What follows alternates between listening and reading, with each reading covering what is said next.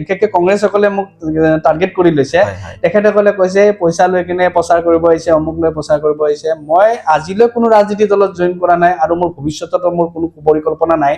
কাৰণ মোৰ এটাই আছে মোৰ ৰাইজে উঠাইছে আজি মোক ৰুবুল আহমেদৰ মই ভাবো কোনো নিজৰ অস্তিত্ব নাই যদি মোৰ ৰাইজে নুঠালেহেঁতেন সেইকাৰণে যেতিয়া মোক ৰাইজে উঠাইছে ৰাইজে আগবঢ়াই নিছে মই ৰাইজৰ কাৰণে সদায় মাত মাতি যাম আৰু তেনেকুৱা ক্ষেত্ৰত AYDFৰ কাৰণেও মই বহুতখিনি তেনেকে কাৰণ তেখেতসকলে কাম কৰিছে কামৰ কাৰণেহে আজি মই তেখেতসকলে মাত মাতিছো কাৰণ কিয় আজি তেখেতসকলে যেতিয়া সমস্যা হৈছে আমাৰ ৰাইজৰ যেতিয়া সমস্যা হৈছে ৰাইজৰ সমস্যা ক্ষেত্ৰত তেখেতসকলে আগবাঢ়ি আছিলে তেখেতসকলে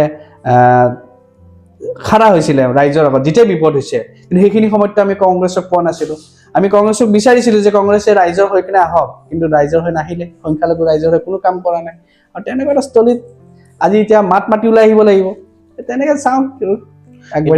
এছাম মানুহে এছাম ৰাজনীতিবিদে কয় যে AYDF দলটো সাম্প্ৰদায়িক দল বুলি তেওঁলোকে ক'ব বিচাৰে এইটো আপুনি নাই এইটো আপুনি কওকচোন এতিয়া সাম্প্ৰদায়িক মানে কেনেকে হ'ল মানে AYDF দলটো সাম্প্ৰদায়িক কেনেকে হ'ল মানে আপোনাৰ